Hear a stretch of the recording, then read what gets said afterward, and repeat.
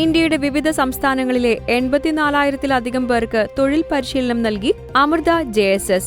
India ഗവൺമെന്റിന്റെ Jan Shikshan Sansthan institute of people's എഡ്യൂക്കേഷനുമായി സഹകരിച്ചാണ് അമ്മയുടെ നേതൃത്വത്തിലുള്ള തൊഴിൽ നൈപുണ്യ പരിശീലന പരിപാടി നടപ്പിലാക്കുന്നത്.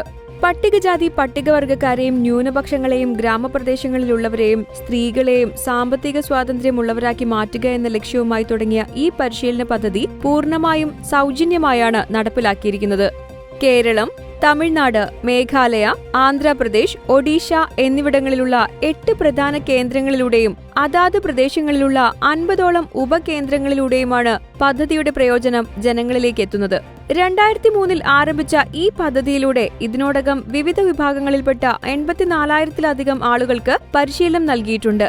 കഴിഞ്ഞ വർഷം മാത്രമായി തയ്യൽ, കരകൗശല വസ്തുനിർമ്മാണം, mechanics, welding, plumbing, health care assistant, data entry തുടങ്ങിയ മേഖലകളിൽ 10,440 പേർക്കാണ് അമൃത JSS പരിശീലനം നൽകിയത്.